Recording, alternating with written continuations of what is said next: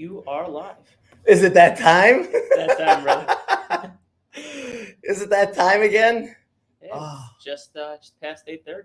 It's time to get rolling on a Thursday morning. Yeah. Are Thursdays special to you? Yes. Why is that?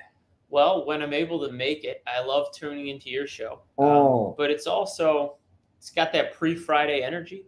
Yeah. Where sometimes people are kind of coasting on Friday, which, when good weather, why not? But we've made it through the hump of the week. And back in college, people would go out on Thursday, and it's like, all right, we can have some fun. Like the weekend's kind of starting. Yeah. I love a good Thursday. Yeah. I do too. It's funny you said about the Thirsty Thursday because that was big at Northern. Yeah. And we would do our Thirsty Thursdays. And it just always seemed like Thursday was a fun day. Yes. Like there was something about it, when people used to say, I got Friday off. I'm like, Friday has a feeling, especially if you're doing 9 to 5. Why would you take Friday off? You may as well take Monday off. Sure. Friday's going to have the feeling whether you're at work or not. Well, growing up, I used to hate Tuesdays because that? Monday, like everyone knows Monday's going to drag. Yeah. But then Tuesday, you're expected to be full force. And I'm like, I'm still kind of not ready for this. Yeah. I don't know. I didn't like Tuesdays. But now I love every day. Yes. What's funny, though, is my dad, who's been retired for, 4 years now. Yeah. Still loves Friday. Does he? It's his favorite day of the week. And I'm like, Dad, there is no reason why Friday has to be this big day for you anymore. Like every day's Friday now. But he still loves Friday. Oh, that is good. It's just ingrained in us. Yeah. Yeah, that's a good thing. That's funny. Hey, Matt, thanks for joining us today. John, good to see you on there. Thank you for everyone watching us on YouTube, Facebook, and of course, LinkedIn. It is the 50th anniversary, and we're going to let more people get on. I'm going to throw on a little bit of background music, and you got to love Nate's outfit here, huh? Thank you, brother. I don't even call it an outfit. It's just it's Nate's vibe. It's Nate's jam. It's his style. Like, I don't think there's any.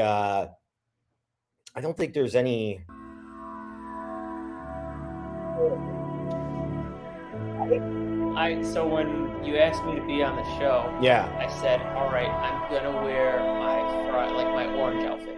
Sometimes it's something I'll wear on Friday or even a Wednesday. I'll come into the office with the all orange, step back so people can see I got the pants. Yeah. Got the shoes. Oh, yeah. Yeah, see, Nate is really good at matching. I got to say that. He is really good at matching. Every time when we get together for mastermind or we get together to jam on ideas or we're working together, like he's always super well put together. Are those lemons? Yes. Yeah. Well, and I shout out to my wife, Tiaja, if you're watching. She's definitely influential in my style game and making sure that I'm always matching. So I appreciate you. Style game. Love that. Hey, Michelle, thanks for joining. Chris, good to see you again. And it's good to be back. It's good to be back. I'm not going to be here next week. I'm actually going to be camping in California. Yeah, I'm going to Camp Abundant. Nice. Yeah.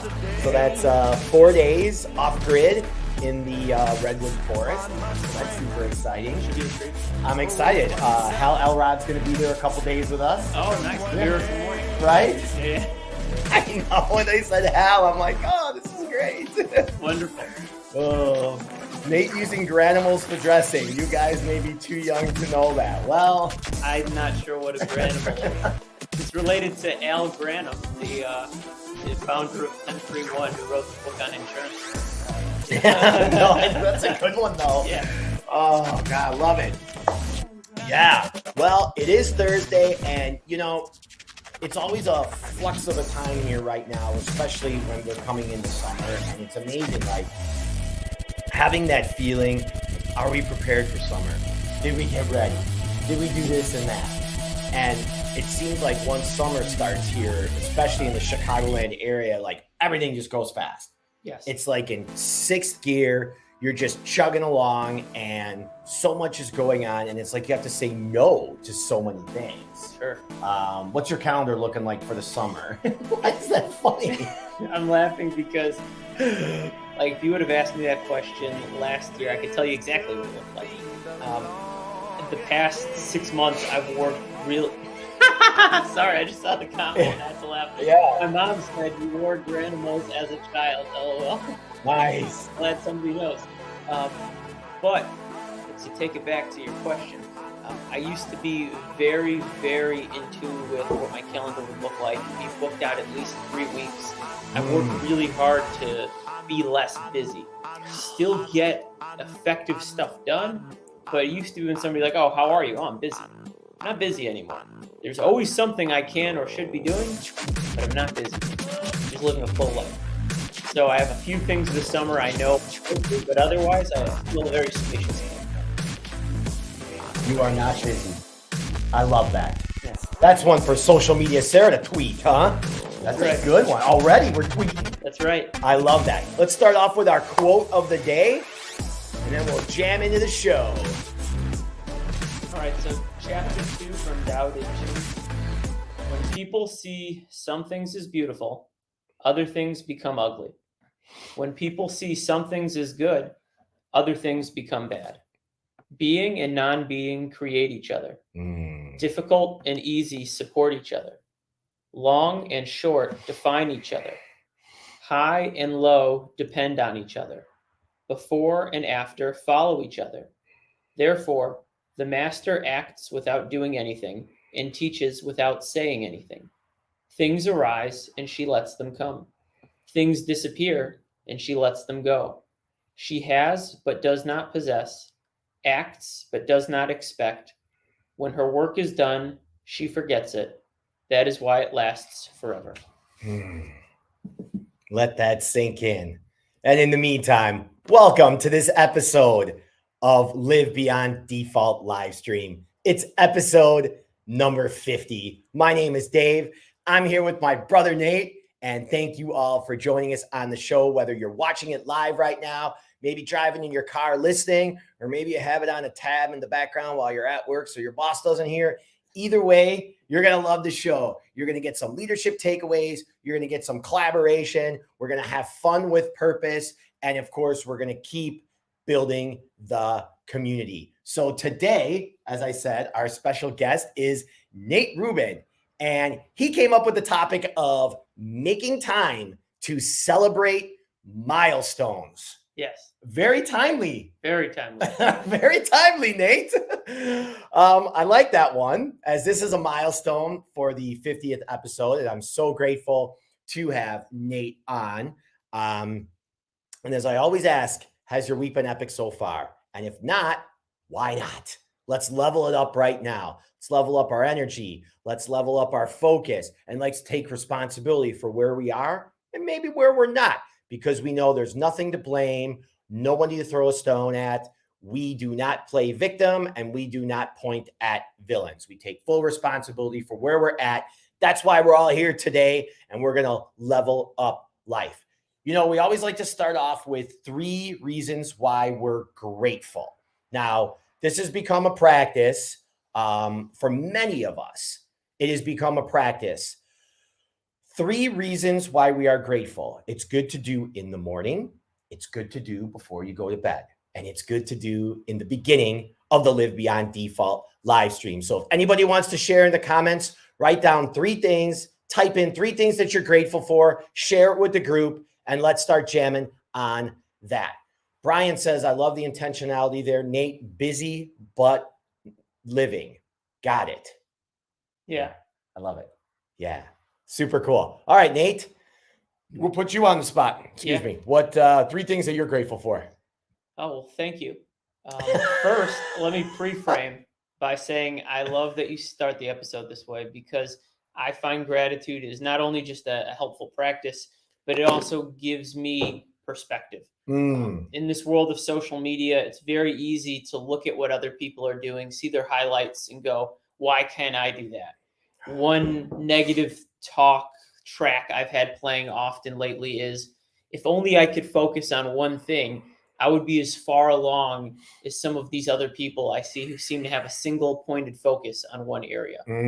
But when I've meditated on that, I've gone, I have vast and diverse interests, and I'm grateful for that. So rather than focus on just one thing in my life, I look at what are the variety of things that I could be grateful for.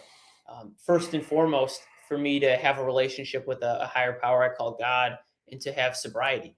It was such a long time struggle for me to get to that place. There are some people who still don't even know it's a problem for them yet. Yeah. So to look at that and be grateful for that. And then to be grateful for my wife in our relationship. There's people who might have all the riches in the world and might be so successful and have great businesses, but maybe they're lacking that inner connection and that other person who's their counterpart. It's such a grounding piece for me. And then family. My mom is on this podcast right now watching. It looks like Tiaja, my wife's watching as well. I've got friends, great friends like you. I dropped my plans for this morning so I could celebrate with you today. I mean, so I could go on and on. This whole episode could be Nate's gratitude list, but thanks for inviting me. I love it. This whole episode could be Nate's gratitude list. And I'm sure everybody would love that. That's something to keep on a replay. Yeah. Right? Yeah. That's almost like having the Bhagavad Gita on Nate's gratitude list. Like 90 minutes of Nate's gratitude. Yeah. Just replaying. I love it. So what do we got here? Michelle says, God, love, and a new day. Thank you, Michelle. Chris says, family, coworkers, and good weather. Love that. Matthew says, my family, my business, and being able to watch Live Beyond Default.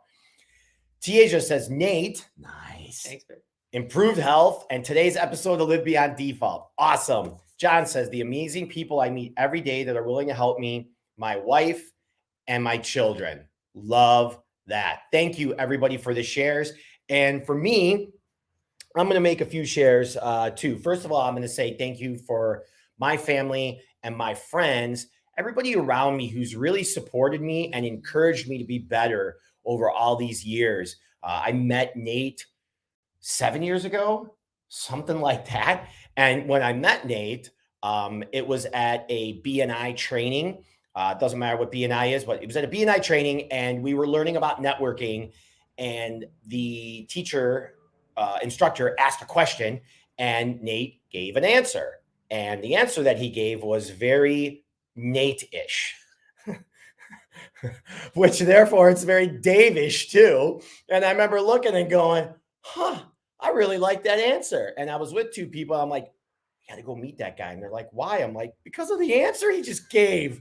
What do you mean why? We got to go hang out with him. So from then on, Nate and I were super close and started chilling together. So there's so many people in my life that I just want to say thank you for the support, the encouragement, and of course, poking me to play big, and of course, calling me out on my bullshit. Absolutely. And that's a big thing, right? Having friends calling you out on your BS. Being in sales, I can sell myself out of anything. Yes. Or I can sell myself into anything. And that's a challenge at times because you get up in your head and you think something is one way or the other and you're just fooling yourself. So having people around me to hold me accountable, which is great. Number two, I'm really grateful for my health. As Nate said, he brought up sobriety. So I haven't drank for like 9 years now. It'll be 9 years in November. And me being on that path changed so many things. But I look back and I think briefly of how I lived my life for so many years. And it's a wonder that I'm just not beat down, to have the energy that I have and to have the love and the fire inside me that I have and the desire to still get out there and perform and create and co-create with others. I haven't lost that. In fact, it's probably just grown and been suppressed for all these years. Sure. And now it's coming out. If you've ever seen that movie, Benjamin Button, yeah. I love Benjamin Button. That's me in there. To me, I think Benjamin Button is like a better version of Forrest Gump. It's like all these random things happen historically in this guy's life, but he has a better love story. And I love Benjamin Button. That is awesome. Yeah. I always tease people. I'm like, watch Benjamin Button and you'll see my life story. So thank you. And lastly, I just appreciate that we live in a time where there's so much change. And I always say to my parents, like, hey, you should have waited till 1980 to have me, right?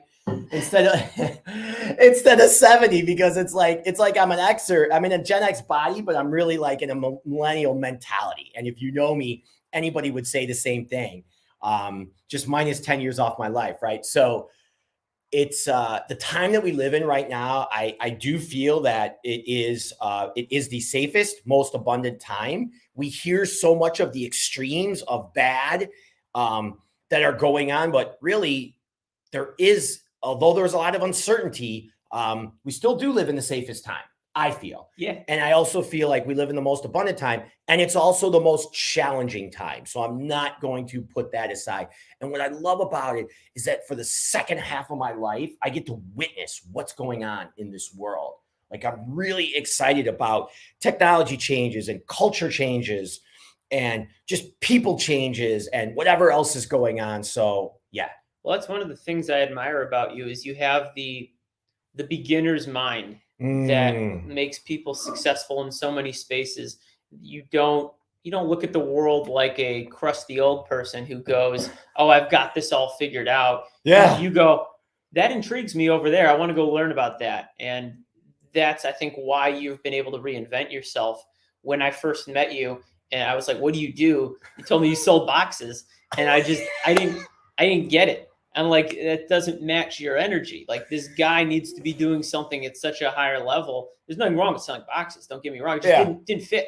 And now to be, the Arlington Heights realtor, so many people coming to you is like, this guy knows the neighborhood. Yeah. Your leadership coaching, your live stream. There's a reason why so many people are drawn to you. And it's that curiosity, which I hope you never lose. Thanks, brother. Well, it's only growing, and being surrounded with the right people certainly helps a lot.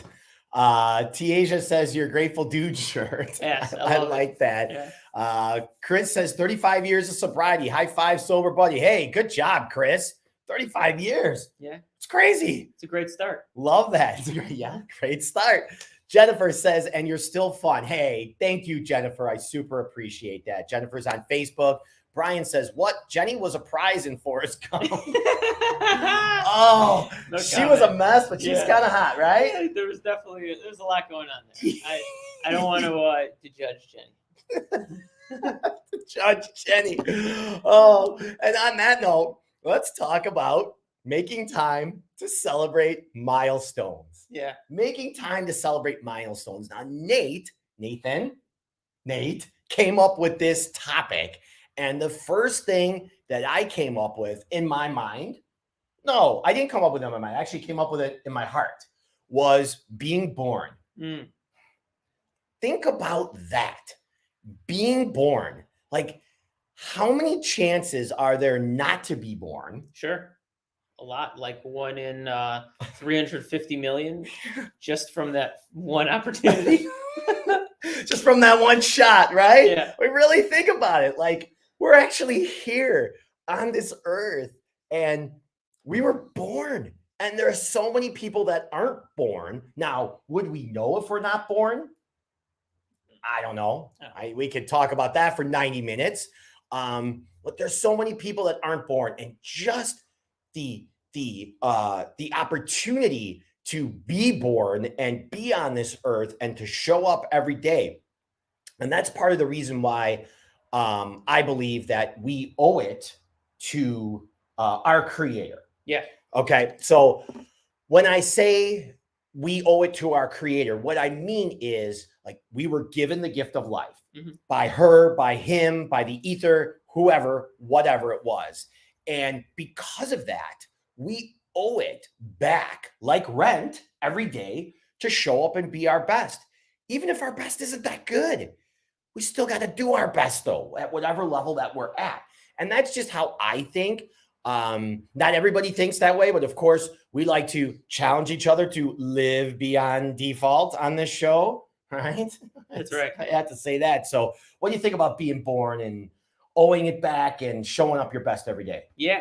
There's a quote somebody said that service is the rent we pay for life on earth. Oh, somebody said that. Something like that. Yeah, that's great. I think it might have been Muhammad Ali. But then there's this concept around creativity, which creativity has been in the ether lately as a topic that many people are plugging into. It's been super relevant for me as I've been on this journey of reconnection. And when I first started building a relationship with God, one of the things that cemented the concept for me was when you go and watch a performance, you can't separate the dancer from the dance. They need each other for it to happen. The same way you can't separate the creator from the creation. The very fact that we exist means something put us into existence. And when the creator gives us that divine spark, they also give us this channel to access creativity. And the best way to honor God or whatever you consider the universe is to create and to bring creation forth in the world. So that's been the vibration I've been kind of riding on the past few months. Been reading Creativity, or I forget what it's fully called, like The Creative Act from Rick Ruben. No relation, but I wish. He was my beard inspiration. And no relation. Tao Te Ching I've been reading and doing an art project around. And then there's The Artist's Way, which one of my best friends gave me, and I've been actually living that practice. So I've been thinking a lot about that and being born with these creative talents. So it's that's really fitting that you talked about being born today. Huh. I wonder how that happened. Right. I wonder how that happened. So what you're saying is the dancer cannot be separated from the dance. Yes. Okay. And now we have the creator cannot be separated from the creation. Correct. Huh. So we always have that pipe to the ether. Yes. That's what happens when we meditate, I believe. Yeah. And right? even if you're into Christianity, which is awesome. I wasn't born Christian and I haven't studied a ton of Christianity, but a lot of what the Sermon on the Mount was about love that one. About God being within you and heaven being here and now. Yeah. So whether or not there is a heaven or an afterlife to be found in the future, I would never debate with someone. I don't know. But there is heaven right now. And the more I try to relate to my creator and tap into that creative energy, the more I get to experience that heaven. I love that. I love that. Well, that's what we're going to start with. Being born. Yeah. All right. What's another milestone, Nate? Step forward. I don't know. Maybe 50 episodes of a live stream. That's honestly what sparked the idea. You asked me, can I join you for episode 50? And I said, let's celebrate. Absolutely. You know, Matthew Watts said weeks ago, he's like, what are you going to do for your 50th? I don't know. That's what I said. And that goes with the whole, what you appreciate appreciates. Mm-hmm. It's giving gratitude and it's also receiving gratitude. So when he said that, it's like I wasn't even taking the time to celebrate a milestone. Sure. So because of Matthew, I started thinking about it and I started calling people. And I had this idea to have all these people in here and coming up. And then when you said you would do it and there was other people that couldn't do it, I just thought, this is what's meant to be. Yeah. Nate and I just chilling. Yeah. Talking about cool stuff. Yeah. Right? Well, and what's interesting is right now, almost all of my cohorts at Northwestern Mutual Chicago are currently in Lake Geneva listening to some talks. And while I'm very disappointed I won't be there, I thought, what's more meaningful for me in celebrating one of my best friends in this milestone? I want to show up for that. And so if it means I get there late and all I show up to is lunch and basketball, I think it'll be okay. And I'll have fun anyway. But this is how I wanted to celebrate. I love that. Thank you so much. It means so much to me. Yeah. And now we're going to throw it back at you. Sure. Not about me. So Nate, you've had a lot of milestones in your life. Okay. A lot of milestones. I know back in the day, you were like the crazy Guggenheim, right? I know the stories. We don't have to share them because I've got the stories too. And you became sober. You became a new person, or maybe you became the Nate that you always were because you weren't covering up anything. Also, you started businesses. You've grown businesses. You've scaled them and you sold them. And I know that as an entrepreneur, as a man, as a wife, right? As a son or a husband, as a son, you know what I meant. There's so many roles that you're playing, but I want you to share with everybody a little bit about your journey with just starting your business, growing it, and then how it felt to sell it, and then what that allowed you to do after you sold your business. Sure. Right? We've been talking a lot about the here. Let's talk a little bit about business. Yeah. Cool. Well, I always like to start with, I had the perfect conditions to build my business the way I did. I was living at home. I was 21 years old. I had no debt. and I had very minimal expenses. So I could build a business in a very let's figure it out as I go kind of way. And it started with my dad needed a website built. He owned a domain for his business for 14 years, but never had a website. Yeah. So he paid me $200 to figure it out. And then the company my mom worked for needed a website. And I turned that into becoming their online marketing coordinator. And a month into that, I realized there's a lot of small businesses who need help in this space. And back then you could sell web services based on, hey, you know, there's this thing called a cell phone and your website looks terrible on it. Let me fix that for you. Yeah, that's an easy sell. Very easy at sell. that point. Yeah, this is 2014.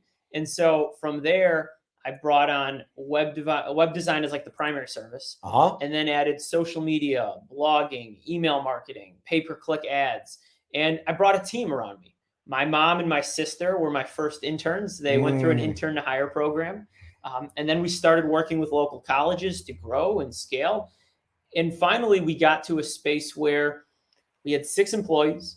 We had more than doubled our revenue each year for about 4 or 5 years. And I started thinking about what's next. What gets you there is not what's going to get you where you're going. Tweet that, social media, Sarah. So all the things I was doing in my business to go from, let's just say 0 to 300,000, that wasn't going to get me from 300,000 to $1 million. And I learned that I didn't want to do the things that were going to take me to $1 million. So it was time to move on. And I started the process of preparing my company for sale.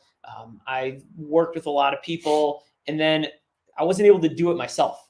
So I went out and I found a business broker to help me. We sold the business. And the week I sold the business, Tiaja and I were actually in Detroit filming a movie as extras for some of my best friends from summer camp. So I got to celebrate selling my business by being in a movie. So it was incredible. That is amazing. That is amazing. And my favorite part of that whole story was the fact that what got you to the certain point wasn't going to get you to the next point. And then you realized you didn't want to do what was getting you to that next point. You didn't want to do that. And that brings up so often what we think we want. We think we want this house, this car, these abs, this beautiful hair on top of my head. We think that we want all these things and we don't, right? A lot of times we don't want because we're just told that we want these things or we're conditioned to want these things. So for you to be able to do that at the age that you did that and at the time that you did that before you put more focus and energy, it was like, bam. Well, and to that point, some people will say, you know, be careful what you pray for because you're going to get it. And then you get to find out if you really wanted it. And what I found was I didn't go into my business with the greatest business plan. It was actually terrible. But from day one, it was, how can I do something profitable? And that's good enough if you can actually make that happen. And I wanted to just do better than working retail. I had worked at Chipotle, which is where I learned to cook and actually can cook my ass off now. So I loved working at Chipotle. Can you make good guacamole? I can make great guacamole. And I think my cooking is ultimately what won me my wife. So it was a great investment.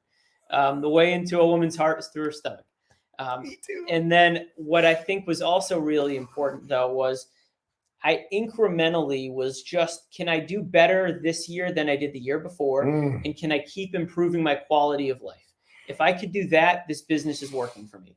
But once it became entirely about systems and scalability, and we need this person and that person, and we're going to need to target a different level, and it became way more about the business of the business than what I enjoyed within the business, which was the creativity. And so I didn't want to scale a marketing company anymore. It was time to move on. But I also learned how to reconnect to what brings me joy and passion. And that's where I find myself today. So it's been a beautiful journey. You know, getting into a certain area of business, especially when you're a solopreneur and starting your own business, you got to do everything or most things, right? And then you realize some of the things that you like, some of the things that you don't like. And to scale, it's always delegating. and their systems. Something that I love about being where I'm at Mark Allen Realty is that the systems are there. We talked about that before, right? Yeah. The systems, the pillars, and the fundamentals are there for me to grow and go out and be creative Dave. Yes. Which is what I love. The negotiation, the buyer process, the seller process. And I know how much I love that. And I'm connecting with that with what you're saying too, because when it comes to setting up the systems, I don't really want to do that. Correct. Like that's not my jam, right? No, you're the dude who needs to be in the street, shaking hands, kissing babies. Thank you. I need to be on the street, shaking hands, kissing babies. And I'm doing that today, except I'm going to be with seniors in a couple hours. Just big babies, but you see everybody like a baby. Yeah, those golden years. Love it. So that is really a great segue and catalyst now to what are you doing now? How did you take and transmute that energy and maybe what was not fulfilled in this area and then jump it to the next step in your life? Sure. How'd you apply that? Well, one of the things selling my business did is it gave me space. It gave me spaciousness to breathe, to slow down, and quite frankly, enough money where I didn't have to worry about how am I going to pay my bills today. And it wasn't the constant hamster wheel of making sure that this thing keeps running. I did start something else in the process of selling my business, which was working with Northwestern Mutual, building a financial planning practice. And it's a lot of fun, but I learned that's not going to be the only thing I do. So what else is going to complete me? And I stepped back to what worked at the beginning of Ruben Digital. And when I was in my early 20s, I observed that a lot of people were single focused on just working up the ladder in some corporation. They way overvalued their professional life. And then all of a sudden they were 40 and they were like, I need to work out. I need to get connected to God. I need to find a partner. Like they try to change their whole life at once. And it's extremely impractical. I wanted to build my life kind of like a pyramid where I have a huge foundation, a huge base of interests. And maybe I don't go as fast on all of them, but I build up slowly.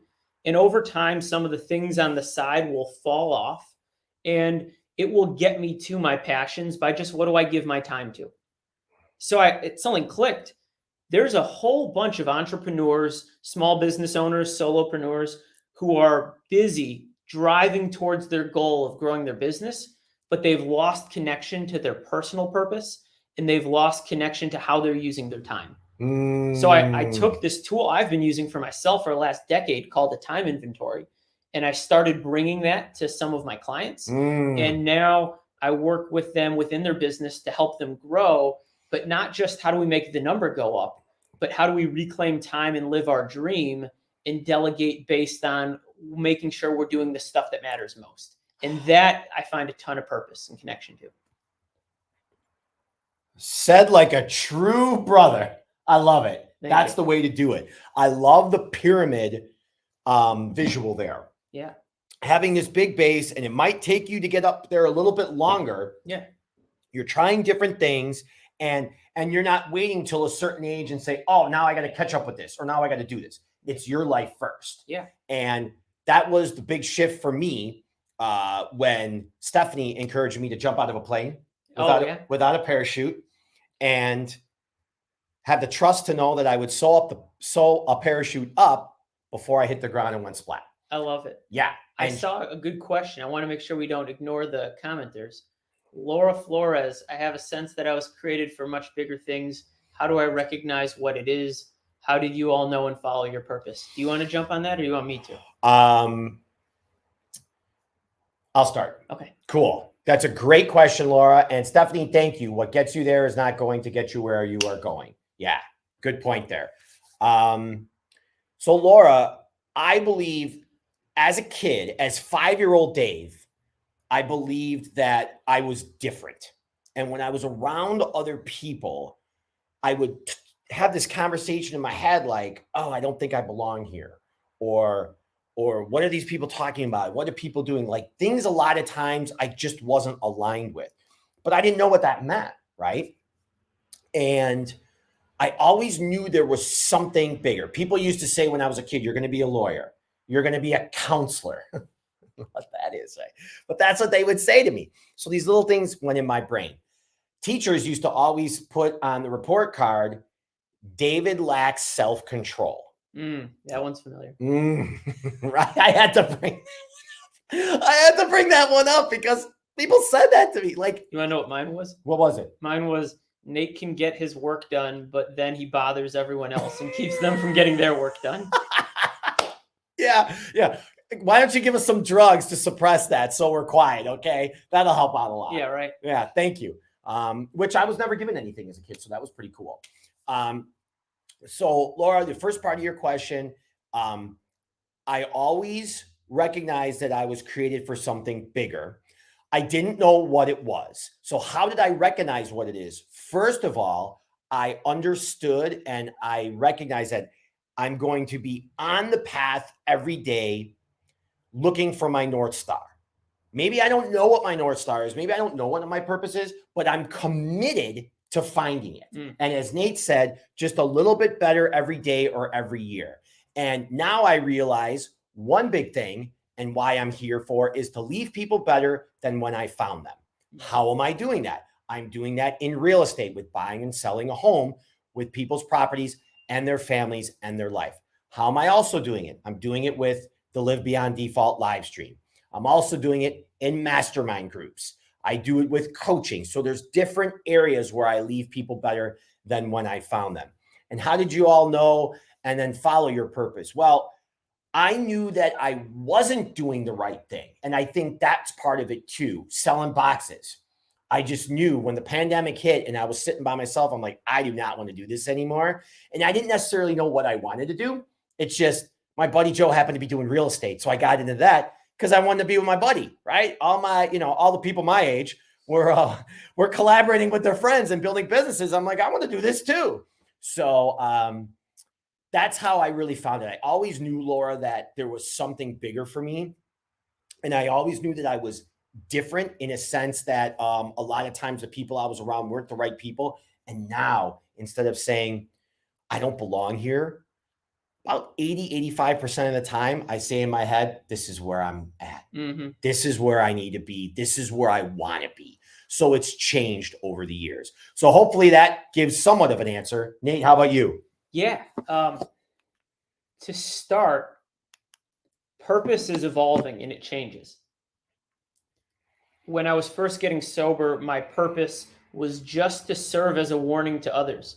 Because if you looked at the trajectory of my life, I had all of this potential and then I wasted it. And to share, like, not to brag, but to give context, I graduated 14th in my class at like 500 in high school. I had a 5.4 GPA, 35 on my ACT, went to an out-of-state school on a scholarship. Like, life was up here. And because of a lot of emotional trauma I had, I didn't know how to adapt to the next stage. And I found myself numbing and suppressing with drugs and alcohol. And when I dropped out of college, nobody cared about what I did in high school. Like, I could barely get a job at Chipotle. Like, that's how hard it was to go from being up here in like the system of academia and like the corporate world to now, okay, you're starting back down here. And there's nothing wrong with anyone who works retail or works in the food service industry. It's just that's all I was qualified for or what anyone would let me do. And so I had this chip on my shoulder of like, wow, I really screwed up. And I at least want to be a better example of trying to recover. And then over time, as life started to improve, as my internal self improved, my relationships with others improved, my purpose grew. And now my purpose was, how can I establish better contact with a God of my understanding? And then how can I share that love with other people? And then when I knew that my purpose was shifting with my business, I was actually going through a really rough emotional time with family. My parents were getting a divorce. I was living downtown and I was not close with all my friends in my support network. And I just had this experience one night where the idea or the ego identification of Nate Ruben, business owner, I was ready to let go of that. And I just had to go, my business will never love me back. I need to open myself up for a greater emotional vulnerability and an experience with another person. And that's actually when I started exploring and eventually being able to commit to my then girlfriend and now wife, Tiaja.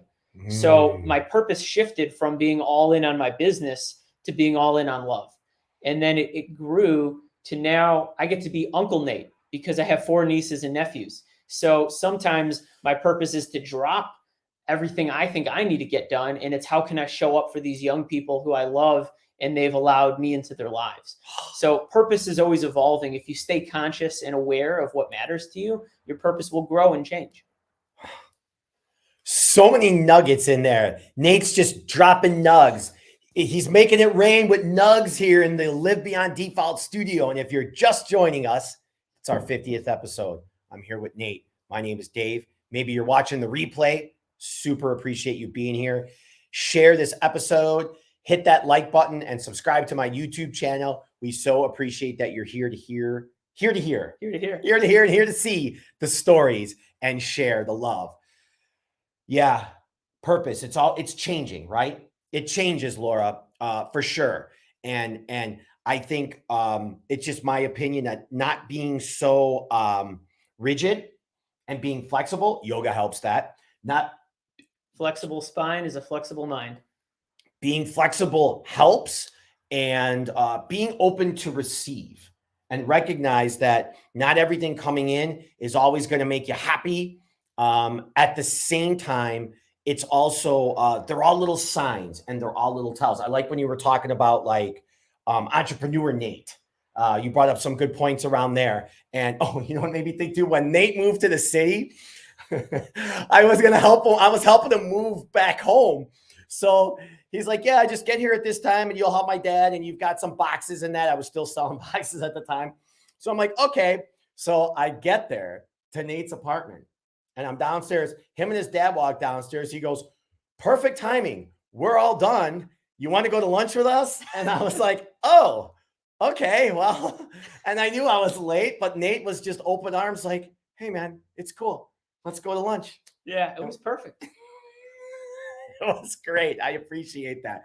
Bema says, I love it when these life shifts happen. Yeah, isn't that great, Bema? Bema is super cool. She focuses a lot on finance. I highly encourage anybody on here to check out her Instagram. I don't know what your handle is, but feel free to throw that in the comments, Bema, because I think your Instagram page gives a lot of value to people. So yeah, we're just going back and forth and we're talking about celebrating milestones. So I'm going to throw another one out there. How about pattern break and breaking habits? Because you said something about when you got sober, there was like, you didn't know how to deal with earlier the changes that were happening. So you started drinking and drugging, right? And when I look back and think about it, that really has a lot to do with me. Very similar. Like I didn't know where to put this energy. I didn't know where to put my thoughts and I didn't know what to do.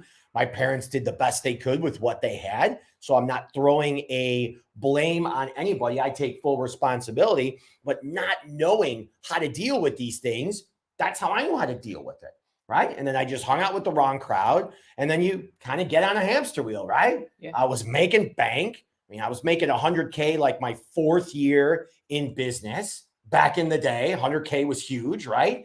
And I just kept going and going and going. And I was living that life. But I relate a lot to what Nate says there, because not knowing what to do with that energy, whether it's divine feminine energy, whether it's masculine energy, right? The Shiva, whether it's business energy, creative energy, physical energy, mental energy, like not knowing what to do with it and how to apply it and transmute it into something that's going to co-create into something bigger, possibly your vision, possibly something that's going to change the world. If you could do that, you've got it. Yeah. Well, I mean, you talk about pattern breaking. First, it's even being aware there's a pattern to break. A lot of people are walking through life like the ostrich with their head in the sand, or they're just unaware. And you can't really blame them for a lot of their behavior if they're not even present or like acknowledging it. But then once people become aware, they have the choice to do something about it. So I didn't realize that I was selfish, self-centered, dishonest, fearful, a lot of these character defects that I crowded out. But once I started to see them, one of the best ways to pattern break was to write about them every day and to keep track of and do a personal inventory of like, what's going on in my life? How am I thinking? How am I feeling? And then having somebody to share that with, to talk about it, and then a desire to change and to do something different.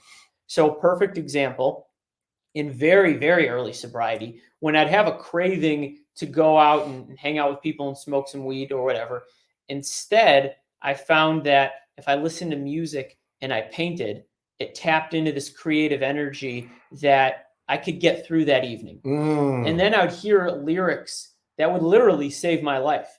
Like the Red Hot Chili Peppers have, I think it's called Brandon's Song. And there's a line where it says, the days are short and the nights are long when you're alive. Or the years are short and the nights are long when you're alive. I forget it, but the concept's the same. It's this idea that at night, when you have that struggle and you're all alone and you're present and you're not masking it, you're not hiding behind it, that's when you grow. And that's where the pain is, but the growth is. So there's a lot of things like that in very early sobriety. And then now, when I'm in a spot of needing to pattern break, I just slow down and I do less. And I make time for, I even say, what would I do if work weren't a thing? And I just write out what are all the things I enjoy. And I spend more time doing those things. Yeah. And I make less money for a little bit. Yeah. But money is stored energy. And if I've stored enough energy properly, it gives me the space to slow down and to reconnect and recalibrate my energy. Yeah. Yeah, it does. Those nights where that pain is there. And instead of masking it by doing, you connect with it and reflect and understand it by being. Well, and one thing you say is Dave tries to set up his schedule to be 70% doing, 30% being. And when I found myself running 2 businesses in 2021, I was like 95% doing, maybe 5% being. And that stuck with me as like, Nate, you got to get back to just being. Yeah, I like that. And there's times and days and seasons for all this. Sometimes I might just get a Wim Hof breathing, 3 rounds in, and I might not meditate. That was yesterday morning, actually. That was Wednesday morning. Today, I did my Wim Hof, and I made sure that after that, I did a 15-minute meditation.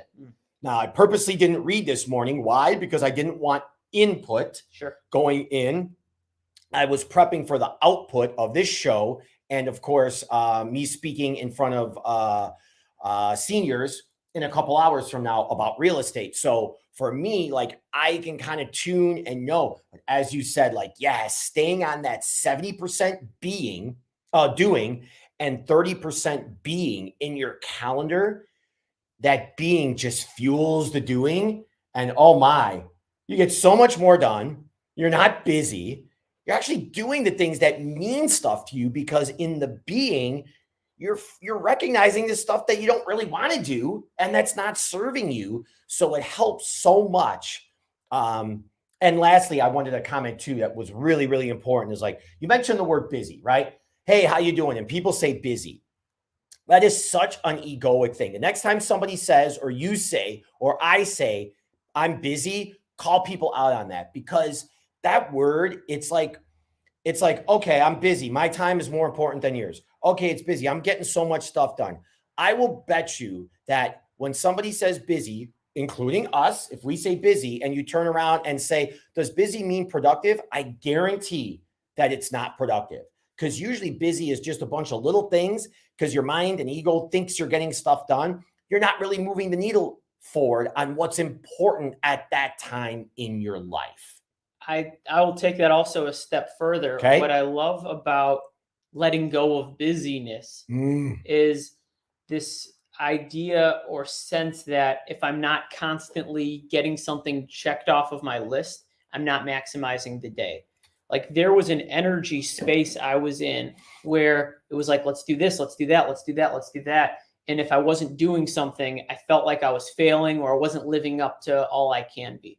And what I found is that when you're all busyness, your life becomes all business. and it's not enjoyable. I love The Wire, and there's two important characters that are best friends, and the way their stories change. Avon Barksdale and Stringer Bell. Stringer is all about business, and Avon has this line where he says, "I guess I'm just a gangster, I suppose." And it's the dichotomy between one loved the craft of what they did, and the other loved the money and the growth of the business side. But when they're not integrated, life becomes fractured, and that's what led to their downfall. So while a lot of people just see that as a show about, selling drugs and police trying to catch people, yeah, it's actually an incredible show about life, and a show about what happens when we depart from what our path is supposed to be, and it's about relationships, and it's about so much more. So sorry I went on that tangent, but that's the way my brain works. We're doing tangents, and The Wire is an OG show. I love The Wire. It was in Philadelphia, right? Baltimore. Oh, Baltimore, yeah. We're on like our fifth watch as a couple. It's like I was so grateful to introduce it to my wife. And every time we get through a season again, it's like looking at how this writing connected to that. And I'll point something out. I'll be like, hey, Bodie said that in season 1, and now somebody else just said that in season 3, but it's the same line. Did you catch that? Yeah. I love great writing. We had a jam at lunch the other day about TV and movies, and now I'm a sucker for great writing. Oh yeah, we were getting Thai food. Yeah. Gumra Thai. And that was another thing. So Nate was doing things. He had a meeting with clients. I was doing things, making real estate calls and sending out some emails and creating some content. Nate hit me up on the text and said, "Hey, I'm going to be in Arlington Heights. What are you doing at this time?" Hanging out with you, right? And to me, what that was the being time. I was already doing all morning. Nate was already doing all morning.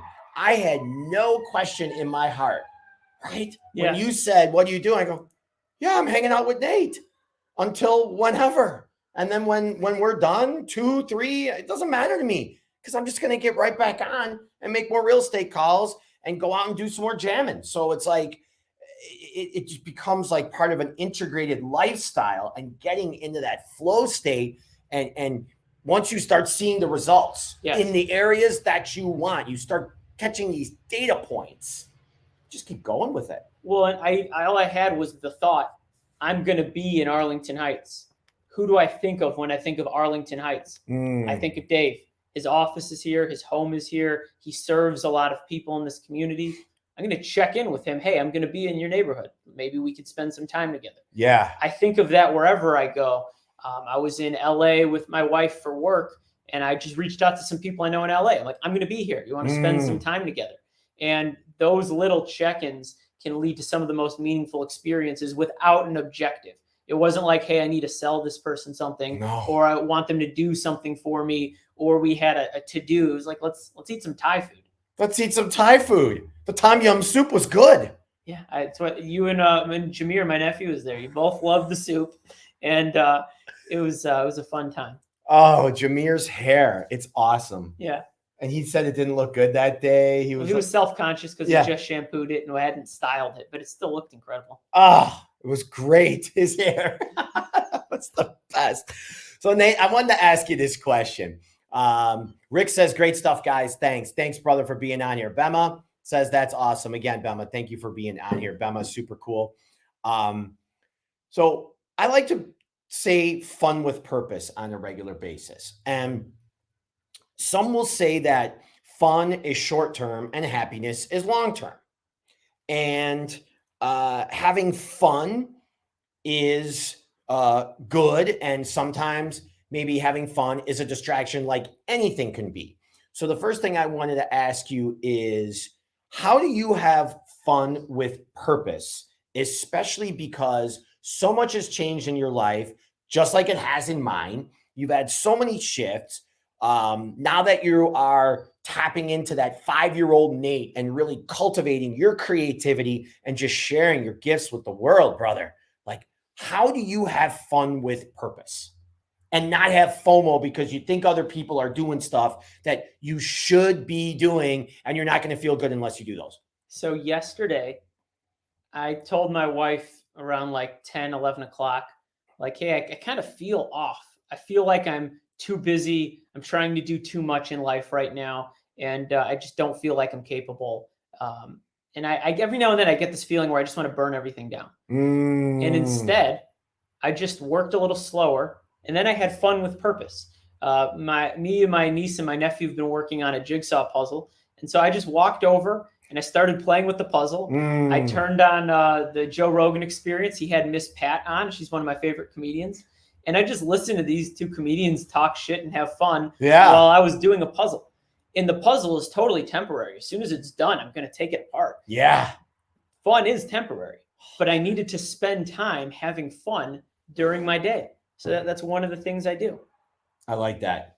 Yeah, I like that. Fun with purpose, just it has a ring to it, right?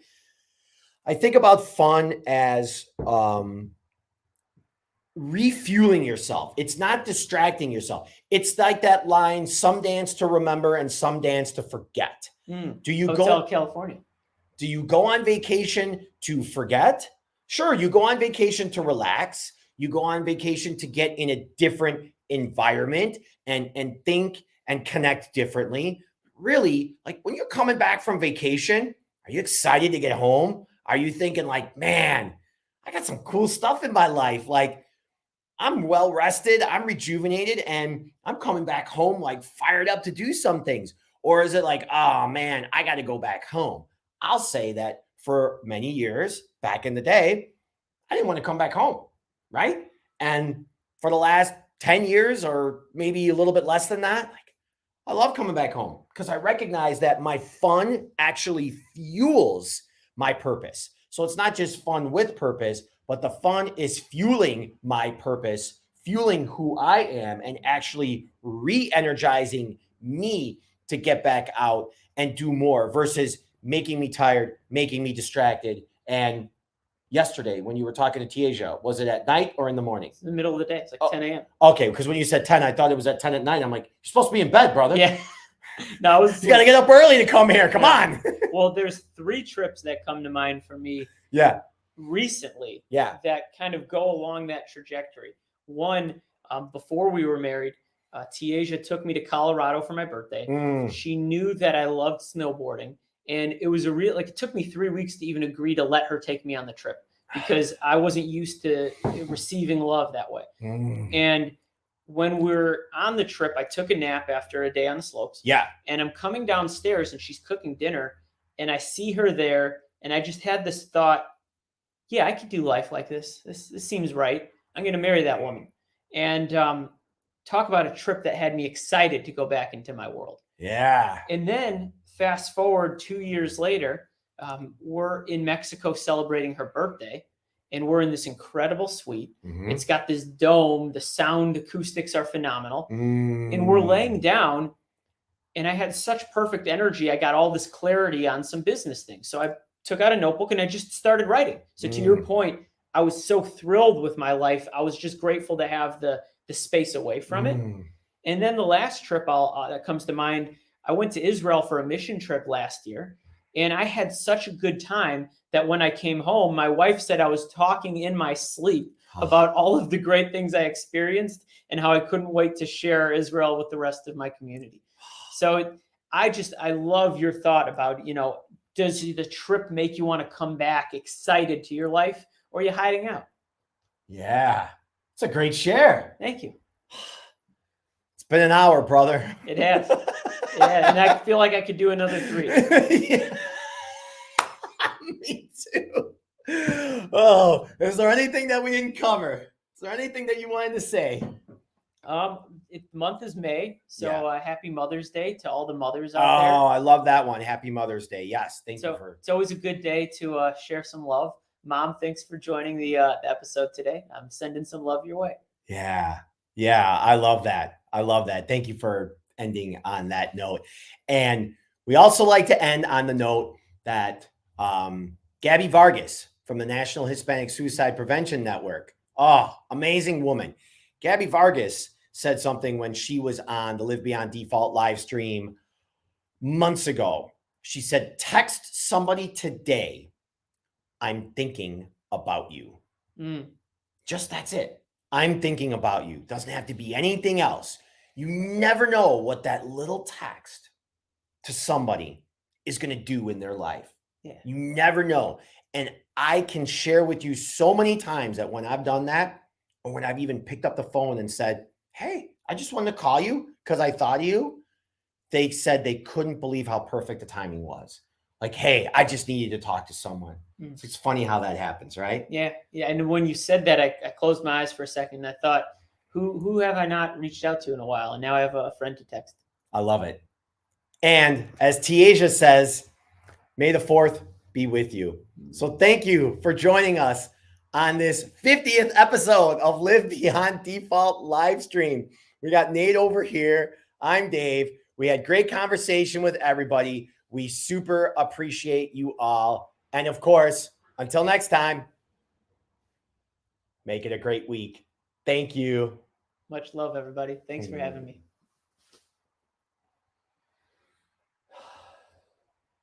Love you, brother. Love you too. Thank you.